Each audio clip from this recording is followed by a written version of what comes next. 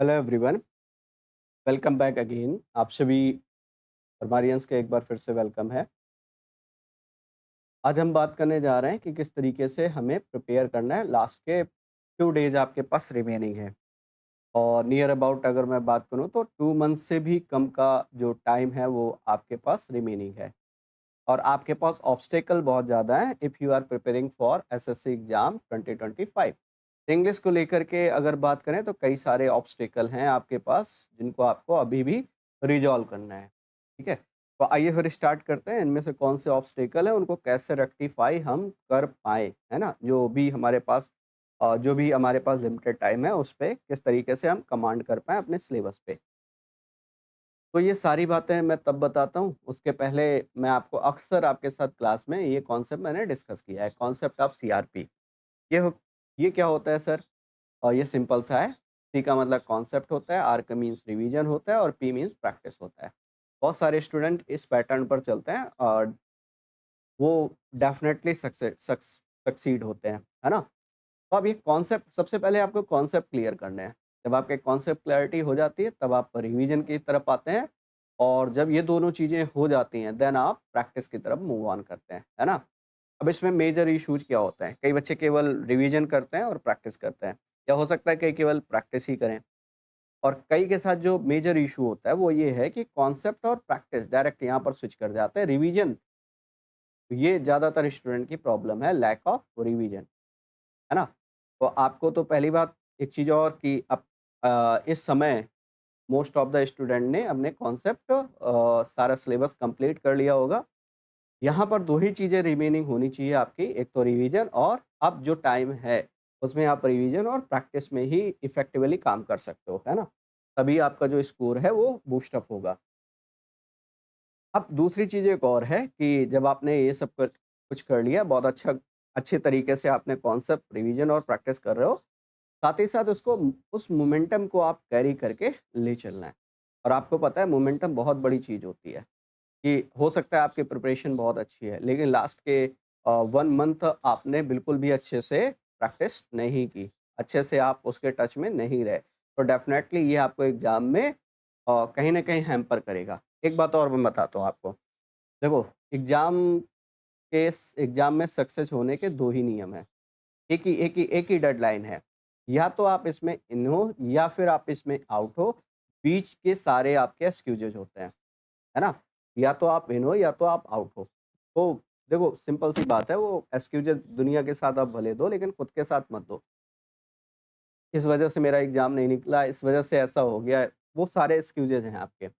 Momentum के बारे में अगर मैं बात करूँ तो मोमेंटम को आपको कैरी करना है। देखो एक प्लेयर के लिए मोमेंटम बड़ा इम्पोर्टेंट होता है, जैसे एक टीम के लिए मोमेंटम बहुत इम्पोर्टेंट होता है, वाइस वर्सा अगर हम बात करें तो एक स्टूडेंट के पर्सपेक्टिव से भी मोमेंटम बहुत ही इम्पोर्टेंट होता है। जैसे आप देखते हो ना कि कोई प्लेयर बहुत अच्छा प्लेयर है, बहुत ही टैलेंटेड है, ब्रिलियंट प्लेयर है, लेकिन उसकी फॉर्म नहीं साथ में है। आप अक्सर ऐसा सुनते हो, है ना? या फिर आप दूसरी तरफ से अगर एक और नज़रिए से आप देखो, तो सेम वही बैट है, वही बॉल है, सारी चीज़ें वही हैं, लेकिन फिर भी वो रन नहीं बना पा रहा है, बिकॉज़ उसका मोमेंटम जो है वो उसके साथ नहीं है ना? तो आपको लास्ट के कुछ डेज़ में I would like to suggest you कि आपको चीज़ों को रेगुलर बेसिस पर लगातार करते रहना सो दैट वो जो मोमेंटम है वो आपके साथ बना रहे। एक और पॉइंट के बारे में बात करेंगे कि ये मेजर इश्यूज हैं कौन से? तो 2 काम तो आपने कर लिया, तीसरे पे आते हैं। कि सर ये मेजर इश्यूज कौन-कौन से इंग्लिश में? अभी रिसेंट में मैंने एक डिस्कशन रखा था स्टूडेंट के साथ, तो उसमें मेजर इश्यूज मुझे समझ में आए कि सर यहाँ-यहाँ पर प्रॉब्लम आ रही है इंग्लिश में। सब कुछ कर लिया, सब कुछ बढ़िया है, लेकिन ये मेजर इश्यूज हैं। कौन से? जैसे क्लोज़ टेस्ट है। अब क्लोज़ टेस्ट में ज़्यादातर स्टूडेंट का एक ही बात कहनी है कि सर क्लोज़ टेस्ट में हमसे ऐसा नहीं है कि क्लोज़ टेस्ट होता नहीं, बनता नहीं है। हम अटेम्प्ट नहीं कर पाते। कर लेते हैं लेकिन इसमें हमारे जो मार्क्स आते हैं वो आते हैं 3, है ना? 1 से 2 मार्क इसमें कम हो जाते हैं। यही सेम प्रोसीजर साइनो-एंटो के साथ है।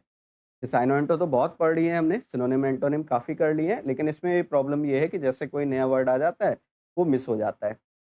इसमें जो क्वेश्चन के रॉन्ग होने का रेशियो है वो ज़्यादा है। सेम वाइस वर्सा पैराजंबर्ड की बात करते हैं। पैराजंबर्ड भी रीडिंग वाला सेक्शन है, हालाँकि इसमें थोड़ा-सा रेशियो कम है, पोस्ट टेस्ट की अपेक्षा अगर देखा जाए तो। और ज़्यादातर प्रॉब्लम जो मेजर प्रॉब्लम है वो क्लोज टेस्ट में है। पैरा जंबल में कम स्टूडेंट के साथ प्रॉब्लम है। यही प्रॉब्लम स्पॉटिंग एरर के साथ भी है ना? स्पॉटिंग एरर में भी इसी तरीके के जो इश्यूज़ हैं, वो आपको देखने को मिलते हैं, है ना? ये मेजर एस्पेक्ट हैं। अब क्वेश्चन ये उठता है कि इन मेजर एस्पेक्ट को हम कवर कैसे करें? इन मेजर इश्यूज़ को हम सॉर्ट आउट कैसे करें? है ना? तो पहले तो एक चीज़ और क्लियर कर दूँ मैं कि क्लोज़ टेस्ट आप तभी अच्छे से कर पाओगे जब आपकी ग्रामर अच्छी होगी, जब आपकी वोकैब अच्छी होगी, क्योंकि ये असली टेस्टिंग है। क्लोज़ टेस्ट सही मायने में अगर मैं कहूँ तो ये एक्चुअली पूरे ग्रामर और वोकैब की असली टेस्टिंग होती है। हो सकता है वोकैब आपको बहुत अच्छे से बनती हो, लेकिन उस वोकैब को किस कॉन्टेक्स्ट में आपको यूज़ करना आना चाहिए। वो वोकैब जो है वो किस कॉन्टेक्स्ट में किस तरीके से यूज़ हो रही है। इसको बोलते हैं वीओसी, वोकैब ऑन कॉन्टेक्स्ट, है ना? ये वाली बात आपको समझनी पड़ेगी।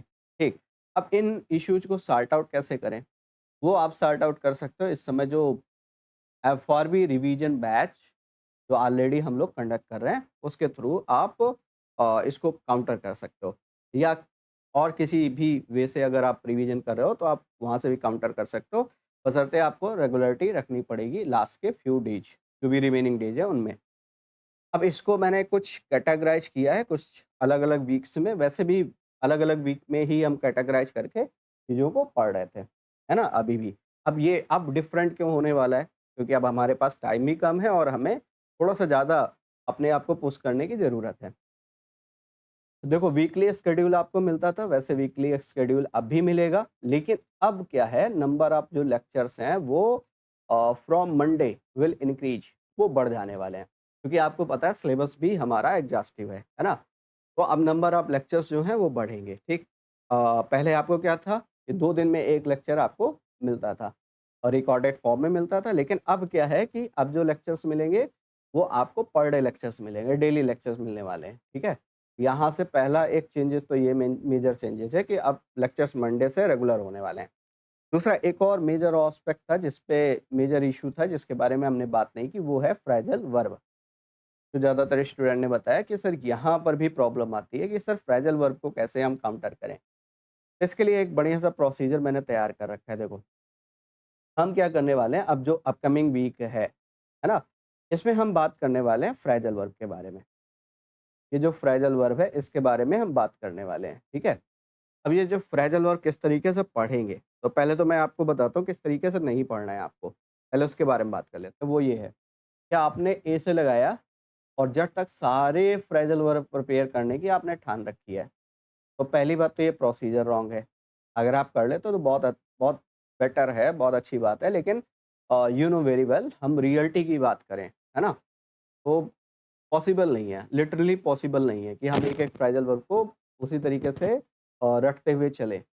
शुरू से लेके अब फिर चलो आपने पढ़ भी लिया तो फिर उनको रिटेन कर पाना बहुत डिफ़िकल्ट है। तो एक तो प्रॉब्लम ये आ गई, तो इसको कैसे काउंटर करें? इसके लिए सिंपल सी बात है कि सबसे पहले आपको जो मोस्ट इम्पोर्टेंट फ्रेजल वर्ब हैं, पहले उनको काउंटर करना है। मोस्ट इम्पोर्टेंट फ्रेजल वर्ब को काउंटर करना है, ठीक है? अब मोस्ट इम्पोर्टेंट फ्रेजल वर्ब जब आप करोगे, तो जो फ्रीक्वेंटली रिपीटेड हैं, वो सारे काउंटर हो जाने वाले हैं यहाँ पर। उसमें हो सकता है कि आपको 100 निकल कर के आएँ, 150 निकल कर के आएँ या 200 निकल कर के आएँ, है ना? तो ये अभी फ़िलहाल इसके लेक्चर्स मैं ऑलरेडी प्रिपेयर कर रहा हूँ, है ना? जो आपको बहुत जल्दी मिलने वाले हैं, ठीक है? तो फर्स्ट वीक में हम फ्रेजल वर्ब की बात करेंगे। फ्रेजल वर्ब के जो भी मोस्ट इम्पोर्टेंट 100 होंगे, 150 होंगे या 200 होंगे, जो भी होंगे, वो उनकी लिस्ट मैं पहले आपको कराने वाला हूँ, है ना? उन पे डिस्कस करने वाले उसमें भी एक और प्रोसीजर है, जैसे आपने शुरू के 10 फ्रेजल वर्ब कर लिए, ठीक है? उनको फ्रेजल वर्ब करते समय एक एक बात और ध्यान रखनी है आपको, कि जो भी फ्रेजल फ्रेजल वर्ब पढ़ रहे हो, उसके साथ-साथ उसका सेंटेंस ज़रूर करो आप। तो आपको आइडिया लगेगा, एग्ज़ाम्पल ज़रूर करो।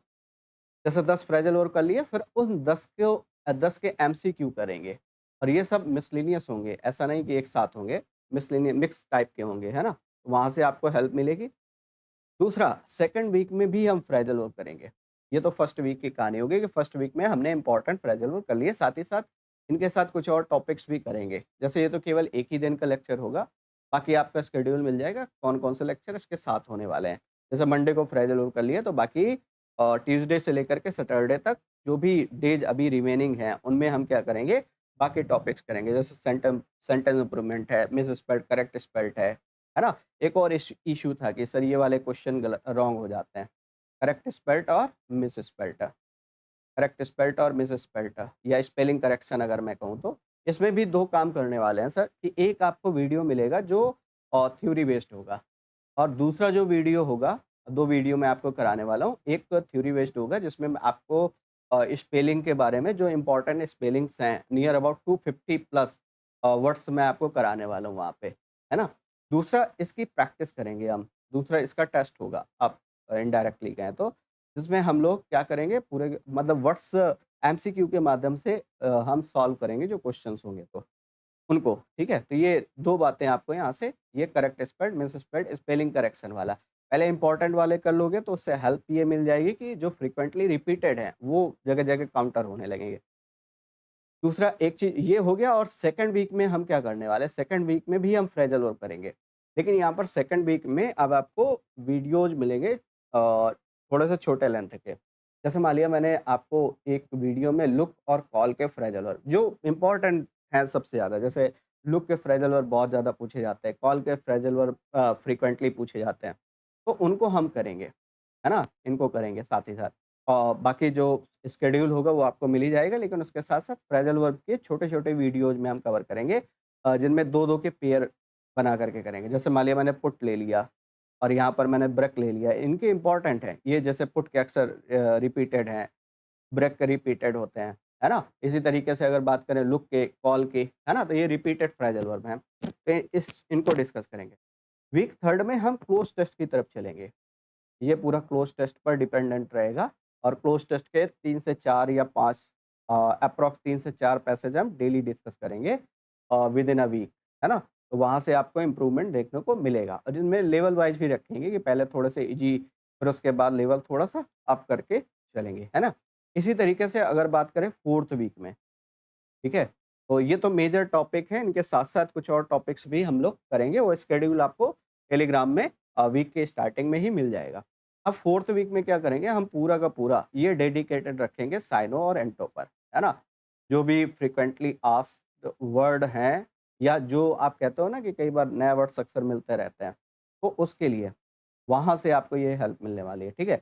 एक और प्रोसीजर मैंने स्टूडेंट के साथ चालू किया, यही सेम आगे पैराजम्बर्ड के लिए भी बात करेंगे, पीकी वायरस के लिए भी नेक्स्ट वीक में रख लेंगे। तो इस तरीके से हम काउंटर करने वाले हैं, अपकमिंग जितने भी वीक हैं, उनमें इन क्वेश्चंस को हम अच्छे से काउंटर करने वाले हैं, ठीक है? एक और मैंने अभी स्टूडेंट के साथ, हालाँकि जो बैच के स्टूडेंट हैं, उनके साथ मैंने ये प्रोसीजर स्टार्ट किया है। If you are interested then we can, है ना? वो ये है प्रोसीजर कि आपको डेली बेसिस, जैसे वो मोमेंटम बनाएँ कैसे? जैसे अभी मोमेंटम के बारे में बात कर रहे हैं, तो बनाएँ कैसे? या तो आप खुद बहुत डिटरमाइंड हो, तो आप अच्छे से कर ले जाओगे कि पर डे 2 क्लोज़ टेस्ट मैं कहूँ आपको लगाने ही लगाने हैं। कुछ भी हो, सही हो, गलत हो, अ, 5 आउट ऑफ आपका केवल 1 ही क्वेश्चन सही हुआ है, तो भी लेकिन आपको डिमोटिवेट नहीं होना, आपको कॉन्स्टेंटली करना ही करना है ना? या तो आप खुद से कर लो, बहुत अच्छी बात है ना? जैसे पर डे आपको नियर अबाउट 50 वर्ड्स पढ़ने ही पढ़ने वो कैप के, है ना? तो ये वाला प्रोसीजर आपको कम से कम ग्रामर का एक टेस्ट टॉपिक वाइज़ लगाना ही लगाना है ना? तो इस तरीके से या तो आप इतने डेडिकेटेड हो, रीडिंग वाला तो आपको करना ही करना है, और रीडिंग, वोकैब ये दोनों तो मस्ट हैं। बाकी ये टेस्ट अगर नहीं भी करते हो तो कोई बात नहीं। और जैसे मैंने अभी रिसेंट में जो बैच वाले स्टूडेंट हैं उनके साथ स्टार्ट किया है, if you are interested then we can. तो उसमें क्या है कि मैं आपको डेली 2 पैसेज देता हूँ, टेलीग्राम पर ही वो डिस्कस करता है पूरा। 2 पैसेज देते हैं, है ना? 2 पैसेज 2 क्लोज़ टेस्ट सॉल्व करते हैं, 2 से 3 पीकी वाला सॉल्व करते हैं, और वोकैब का तो अभी फ़िलहाल मैंने नहीं स्टार्ट किया, ये वाला स्टार्ट कर दिया टेस्ट वाला, है ना? तो इससे क्या होगा? इससे ये होगा कि आपका मोमेंटम लगातार बनेगा। या तो आप डेडिकेटेड हो तो आप पर डे कर लोगे, नहीं हो तो फिर इस प्रोसीजर को आप फ़ॉलो कर सकते हो। अगर आप इंटरेस्टेड होगे तो कमेंट सेक्शन पर ड्रॉप करिएगा, तो फिर हम इस चीज़ को भी आगे फ़ॉलो अप कर सकते हैं। ठीक है? चलिए, तो इस तरीके से हम लोग अपकमिंग डेज़ में क्या करने वाले हैं, बूस्ट अप करने वाले हैं, और फिर से अगेन मैं रिपीट कर दूँ, रेगुलरिटी बहुत मस्ट है। आप कितने इंटेलिजेंट हो, कितने मतलब आपने कितना अच्छे तरीके से सिलेबस पर कमांड कर रखी है, सब कुछ है। लेकिन अगर आप रेगुलर नहीं रहोगे, कंसिस्टेंसी मेंटेन नहीं करोगे, मोमेंटम नहीं बनाओगे, तो फिर आपके लिए प्रॉब्लमैटिक हो सकती है। तो अब डायरेक्ट हम लोग मिलेंगे फर्स्ट वीक में। बाकी अगर मेजर कोई इशू है इंग्लिश का, वो आप कमेंट सेक्शन पर ड्रॉप कर सकते हो, उसके रिगार्डिंग भी हम उस पर डिस्कस कर लेंगे, ठीक है? तो अब फिलहाल मंडे को मिलेंगे। अभी फिलहाल कल आपको एक वीडियो मिलने वाला है जिसमें हम लोग मिस स्प्रेड और करेक्ट स्प्रेड के बारे में बात करेंगे। वो 250 मोस्ट इंपॉर्टेंट क्वेश्चंस आपको देखने को मिलने वाले हैं, है ना? ठीक है, तो उनके बारे में बात करेंगे। फिर उसके बाद हम लोग मंडे से स्टार्ट करेंगे बिल्कुल फ्रेश तरीके से अपने पूरे प्रोसीजर को, जिसमें हम फ्रेजल वर्ब को काउंटर करेंगे, फिर अगले वीक में क्लोज टेस्ट और देन साइनो एंटो की तरफ मूव ऑन कर जाएँगे। और एक चीज़ और कि आप जब भी कोई भी टेस्ट लगाया करिए, सपोज़ दैट आप पीटीएस सॉल्व कर रहे हो, तो उसको एनालाइज़ ज़रूर किया करो कि आपके इंग्लिश में प्रॉब्लम कहाँ पर आ रही है, कौन से पॉइंट ऐसे हैं जहाँ पर आपको प्रॉब्लम आ रही है। ठीक है? आप डायरेक्ट जैसे बोलते हो ना कि सर मतलब मेरा स्कोर कम जा रहा है। तो इस ये बताने के बजाय आप पहले उसको एनालाइज़ करो कि हाँ, ये ग्रामर में कम है या वोकैब में ज़्यादा प्रॉब्लम आ रही है या रीडिंग वाले सेक्शन में आपको ज़्यादा प्रॉब्लम आ रही है। ठीक है? चलिए एनी कोई अगर आपकी क्वेरी है, इश्यू है तो उसको आप कमेंट सेक्शन पर ड्रॉप कर सकते हो। Thanks for attending this video. Will meet with the correct spelled and misspelled spelling correction वाले वीडियो के साथ हम इंटरेक्ट करेंगे। Thank you so much for attending this session. Thank you. जय हिंद।